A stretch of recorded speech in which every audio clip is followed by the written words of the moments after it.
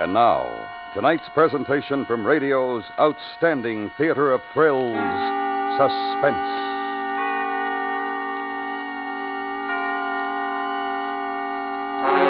Tonight, the story of a murder, deliberate, cold, motiveless, in which we will examine its effects on our protagonist. The story is called The Earth is Made of Glass.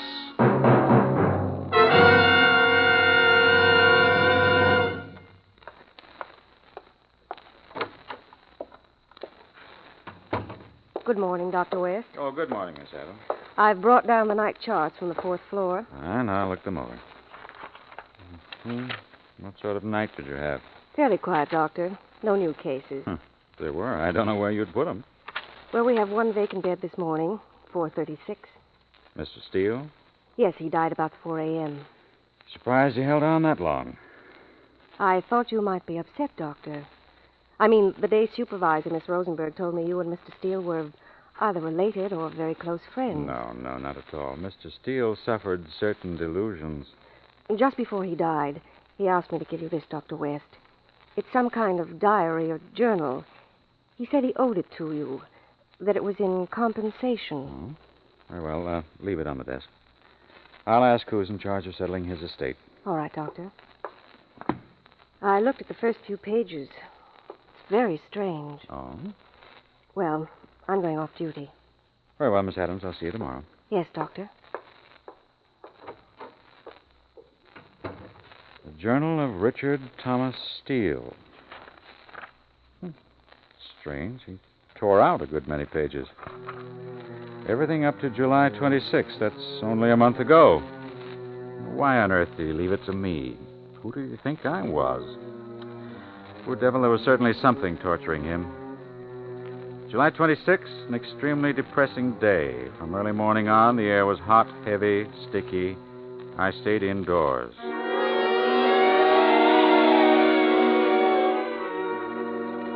I stayed indoors with the blinds drawn, spent 3.5 hours arranging and cataloging a new shipment of books. I must say I gloated over the volume of Bacon, Gold Leaf Uncut, 1836, a treasure. In the afternoon, I ventured out to play chess with Elliot. He's an uninspired player and a worse conversationalist. I'm appalled that a man of Elliot's pretensions still wallows in 18th and 19th century thought patterns, twaddle, and sentimentality. He's totally out of step with the times, blindly determined to keep his mind closed to any developments in science. It was so apparent in that argument we had over Ralph Waldo Emerson. I noticed he had a volume of Emerson's essays, a cheap reprint, and I thumbed through it. There was one paragraph in the essay called Compensation, which especially annoyed me. I must have snorted because Eliot was instantly on the defensive. When I asked him if he actually believed such claptrap, he fairly leaped at me. Certainly, I believe there's compensation, Richard. Tit for tat, measure for measure, love for love. Whatever a man does comes back to him. Good for good, evil for evil, so that if I should commit a crime, I would of necessity be punished. In one way or another, yes. You mean that I would in some way suffer in compensation for my evil deed? Isn't that what Emerson says? I want to know what you believe. I believe what he says. Well, let's read what he says, discounting the poetry and all the emotional overtones. Emerson says, commit a crime and the earth is made of glass. Commit a crime and it seems as if a coat of snow fell on the ground, such as reveals in the woods the track of every partridge and fox and squirrel and mole. You cannot recall the spoken word, you cannot wipe out the foot track, you cannot draw up the ladder, so as to leave no inlet or clue. Some damning circumstance always transpires. The laws and substances of nature, water, snow, wind, gravitation, become penalties to the thief. Well, Eliot. Beautiful, isn't it? Don't be evasive, Eliot. We're discussing his theory. Well, I don't see how there can be any argument. We know a good deal more than Emerson, you old fellow, especially about the laws and substances of nature. They surely haven't changed. No, but we've taken them into the laboratory. We've tested the substances and we've mastered the laws, put them under our control. The scientific method, Eliot. Why, it cancels out every word your friend Emerson wrote. The scientific method. Is it an open sesame to all knowledge? Does it make us gods? There are still mysteries we can never fathom, Richard. For instance, the mysteries in ourselves. In our souls? Yes, in our souls.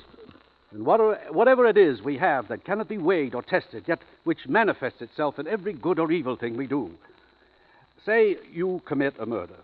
Say I do. A perfect crime. For I grant you that a man of your intelligence can outwit the police. Nevertheless, you could not escape from, well, let's call it your conscience. But say I commit a laboratory murder. What? Let me put it this way. To catch a murderer, the police first set out to discover some connection between the murderer and his victim, which leads them to the motive for the crime.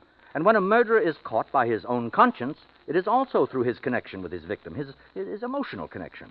But in a pure, abstract murder, one occurring in an emotional vacuum, Impossible. the two participants would be connected only by the unadulterated act of killing. But isn't every man connected first of all with himself? I mean, a man renders judgment on himself. In his soul, I would say. Oh, what superstitious claptrap, Elliot. Apparently you're completely unable to grasp my premise. Theoretically, a laboratory murder is entirely possible. Well, why not actually? It'd be very interesting to test the theory and find out.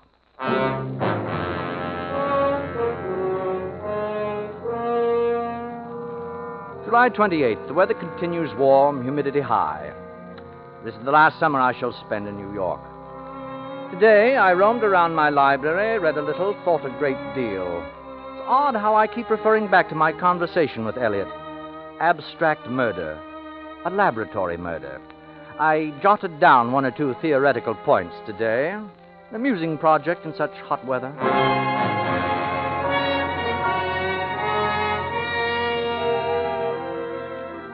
What utter nonsense to think of conducting a laboratory experiment in writing on paper.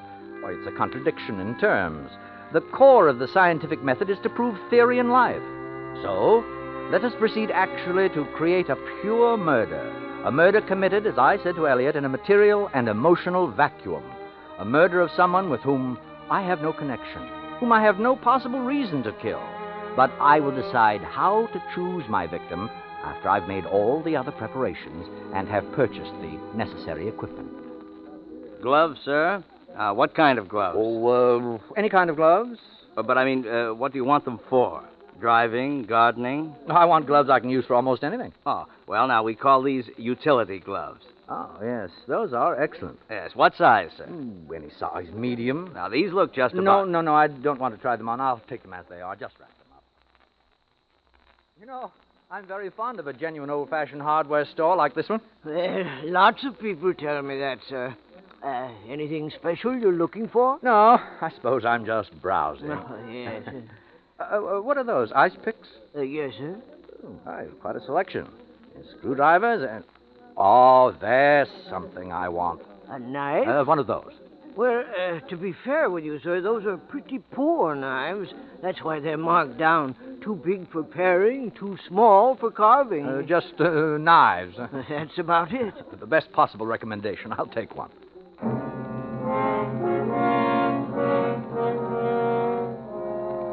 A meaningless knife, all-purpose gloves, knife and gloves new, factory-made, uncontaminated by human association, smelling only of the harsh, impersonal machines which turned them out. My first safeguards against the intrusion of emotion. And now, to complete my plans, who will it be? I must never see his or her face. I must not know his or her name, age, occupation, thoughts, or desires. I must come into contact with this victim as casually as though we were blown together by the wind. There can be no selection, no volition on my part, except the elementary volition necessary to raise my arm to kill.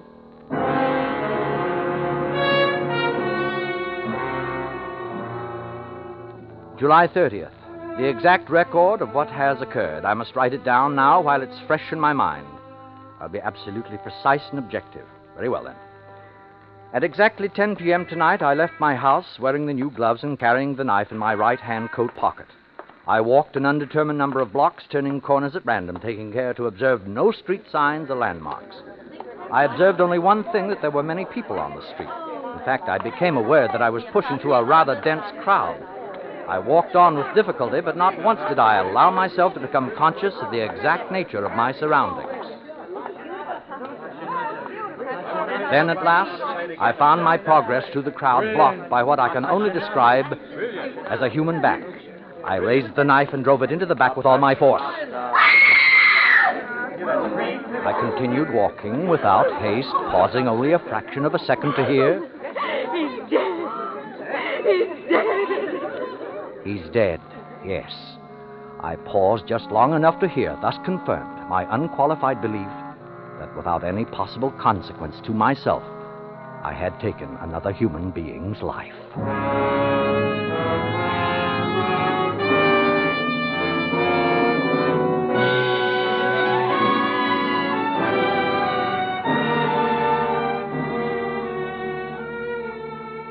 You are listening to Mr. Joseph Kearns in Sylvia Richards' Study in Motive, The Earth is Made of Glass. Tonight's presentation in radio's outstanding theater of thrills, Suspense.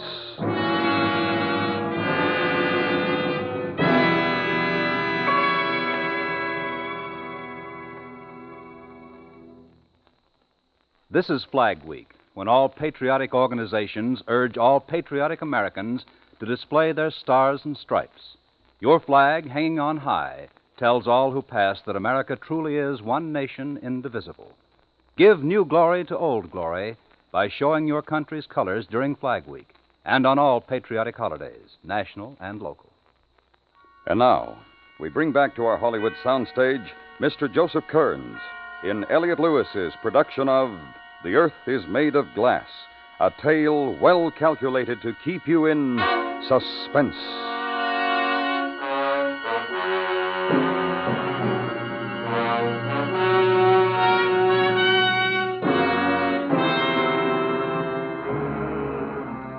August 1st. All day I felt enormously stimulated, elated by the success of my experiment. The very intensity of the sun outside my study has added to my feeling of well-being. Tomorrow I shall complete my notes on this extraordinary and I'm sure valuable psychological study. Today I shall relish to the full my mood of achievement. How I regret that I can't tell old Elliot. I can picture the disbelief and horror on his face if he knew. Compensation. Oh, tut-tut, Mr. Emerson.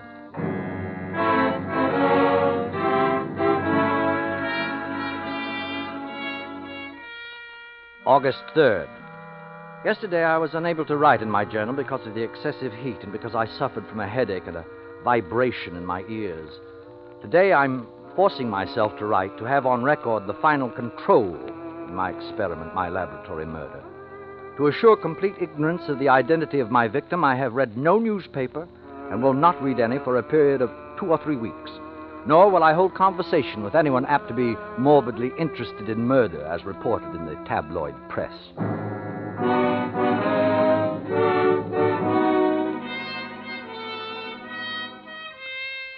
August 4th, the heat is unbearable, and all day I have felt that odd, heavy vibration in my head, now also on my arms and body. It is almost constant in a 1-2, 1-2 rhythm. But sometimes it's a sound as well as a vibration, like the distant sound of the sea.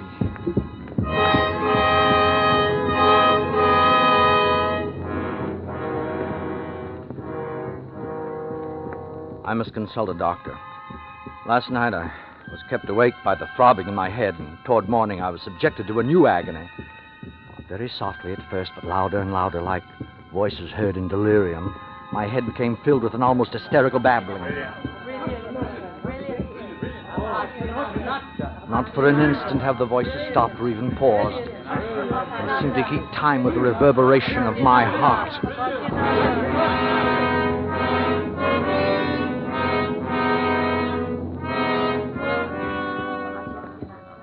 August 8th. I have no need to consult a doctor, for I know the nature of my illness. Last night, trying to drive the unspeakable uproar from my brain, I turned to music.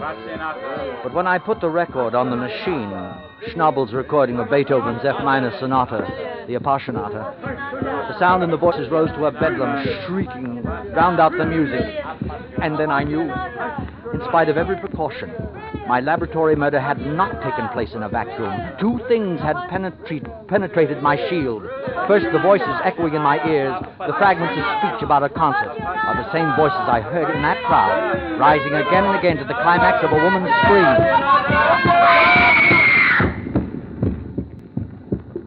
And the pulsing pulsing sound I hear, when I drove that knife home into a beating heart, its vital rhythm, the mighty leap and contraction of the heart's muscle on the blade of the knife, was transmitted back to me through my hand and remains indelibly recorded in the heartbeat of my own blood.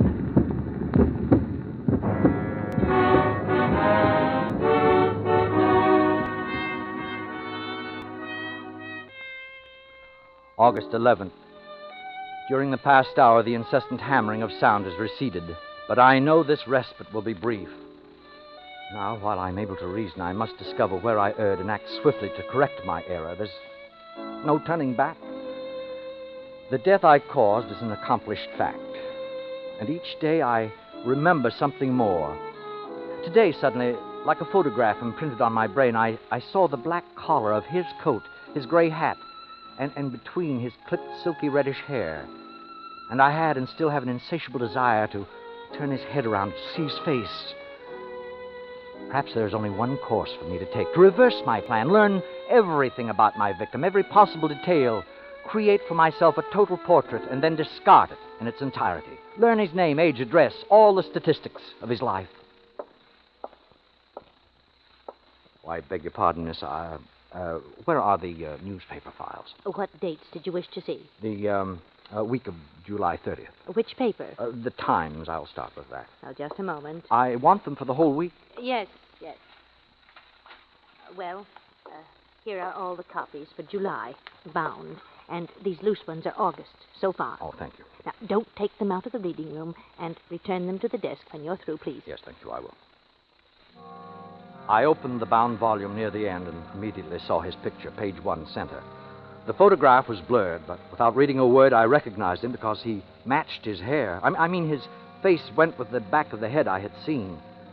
But before I could read the headline above the picture, someone spoke to me. Pardon me, but may I look at that for just a moment? Oh, it couldn't be. Standing at my shoulder, smiling, young, apparently as alive as I. But it was. He was there. He, my victim. The face in the paper and his face were the same. I swear they were the same. I'm sorry to bother you. The girl at the desk told me you had that volume of the Times. Yes.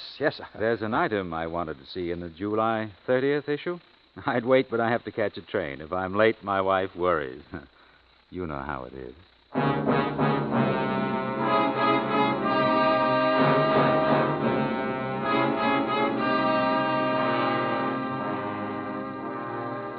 If I am late, my wife worries. And that night, he was very late. Somewhere, she's still waiting. Is that what he wanted me to know? Oh, but this is madness, hysteria. It's merely coincidence that the man in the library looks so much like him. He's dead. I know he's dead, and the dead neither walk nor speak. I must believe that. And I must go back to the library and find out where he lived, who and what he was.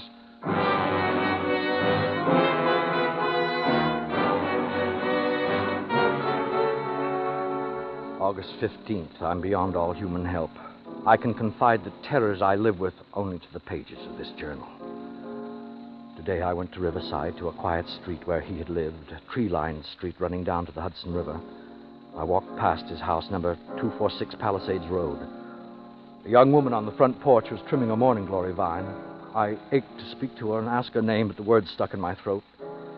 I walked on. Then at the next corner, it happened again. I had paused at the curb when he came up behind me. Pardon me, did you see the bus go by? The bus. Yes, the bus for Columbia. Say, what's wrong? Are you ill? No, I'm all right. You look like you're about to faint.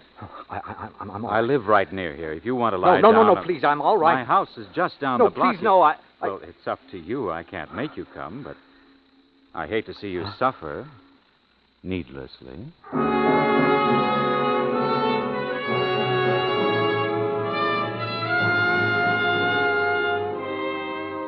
August 20th. He doesn't like to see me suffer. Yet because of him, there isn't one day, 1 hour when I'm free from despair and fear. Yes, I accept him now. The dead do walk and speak. At least one dead man does. Whether actually or in the madness of my brain, I do not know. I only know that if I venture out of my house, inevitably he finds me. Sometimes he follows at a distance, sometimes waits ahead of me and beckons, and sometimes He meets me face to face as he did 2 days ago. I was going home, and I stopped at the corner drugstore. Evening, Mr. Steele. Malted? No. I'll have a cup of coffee. Sure thing. Yeah, this stool's vacant, next to this gentleman. Thank you. Oh, no. Go ahead, sit down. Sure, sit down. I won't bite you. Hey, here's your coffee. No, Joe, I changed my mind. Look, fella, if it's something about me... What's wrong, Mr. Steele? What do you want of me? Tell me what you want. Me? I don't want anything. Then why don't you leave me alone? Somebody you know, Mr. Steele? Apparently Mr. Steele thinks he knows me. I do. Oh, I do. Maybe so, mister, if you say so. But if you know me, it sure wasn't from this life. Must have been some other incarnation.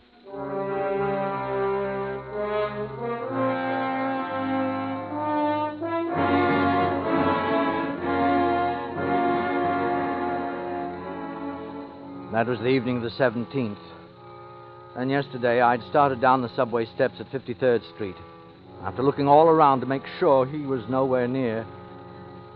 But I'd only gone a few steps when I felt my arm jostled and I turned. Oh, pardon me. Please, what do you want? What? What do you mean? Why are you following me? I looked and I didn't see you, and then suddenly you struck my arm. Maybe it's just fate or something. Anyway, I said I was Oh, sorry. Then have mercy on me and go away. Look, you don't own the subway. Please, I beg of you. Okay. Since my face seems to give you the willies, I'll be big-hearted. I'm in no hurry, got all the time in the world, so I'll wait and take the next train. Will that help? You know it will. I don't know and don't want to, but run along now before I change my mind.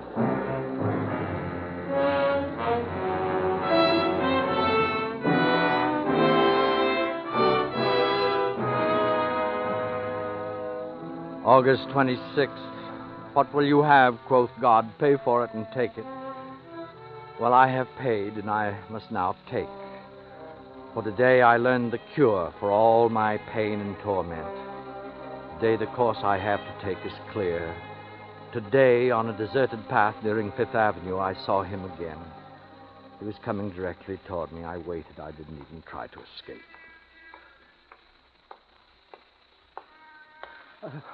Wait, I must ask. Ask me what? Only one question. I have to know. I'm not sure Please, I understand. We don't have to play games or pretend. I accept you. You're real.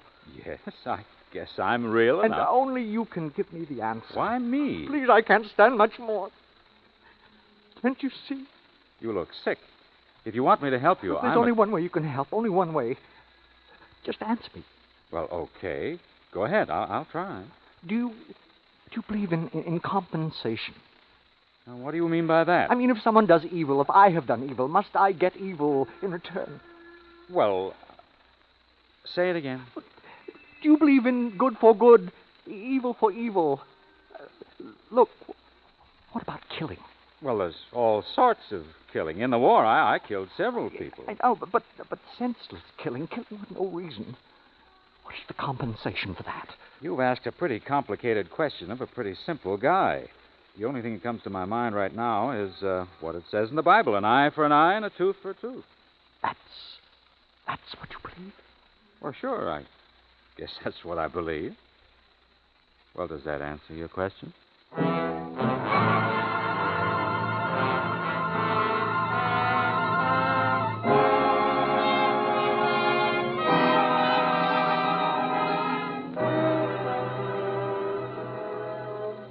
An eye for an eye, a tooth for a tooth. Command. The price asked by the only one who can ask it. Well, I'll pay. For I've learned that no event between two human beings can happen in a vacuum. We're all enmeshed, bound together through our blood in a pulsing net. And if one of us does violence to another, he does violence to himself. Very well. This price I'm glad to pay. I'm glad to die for his death. There is no other way.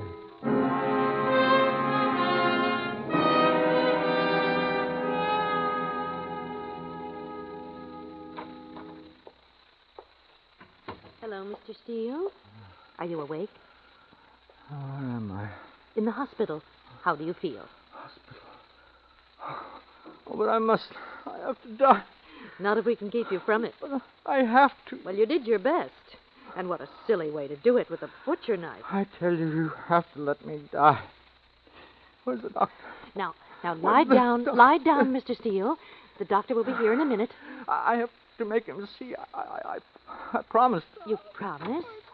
Oh, here's the doctor now. Dr. West, I'm having a little trouble. Trouble, Miss Rosenberg? What seems to be the matter? You. Forgive me. I tried to do as you said. I tried to die.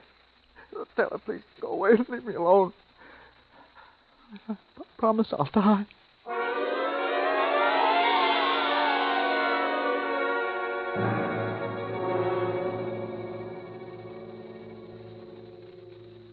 Miss Adams, Yes, Dr. West?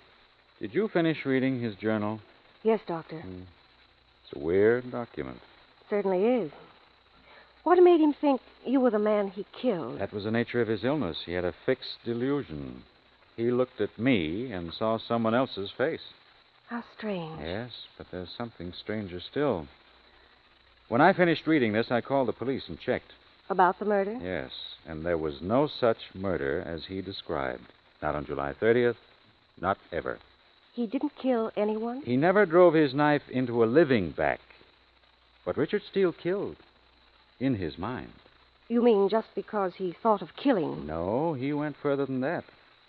He selected his victim. Who? The man whose picture was in the paper. I looked it up. It was on the front page of the book review section, the photograph of an author.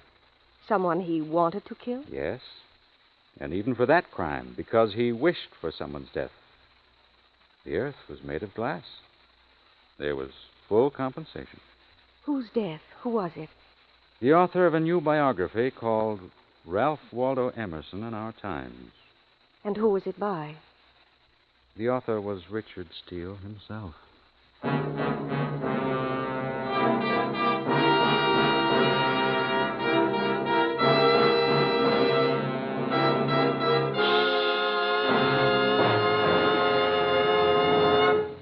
Suspense, in which Joseph Kearns was starred in The Earth is Made of Glass. Next week, the story of a man with no imagination who found it necessary to cause the violent end of a life. It was written by the winner of the Edgar Allan Poe Award, E. Jack Newman, and it's called Sequel to Murder. That's next week on Suspense.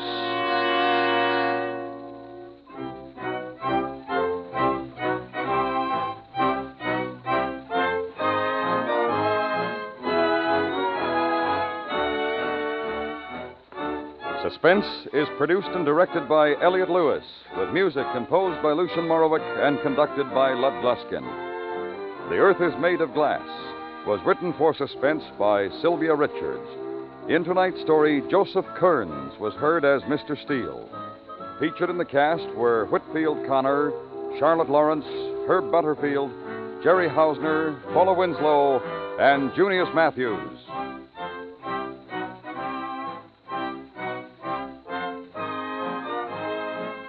And remember, next week, E. Jack Newman's new suspense play, Sequel to Murder.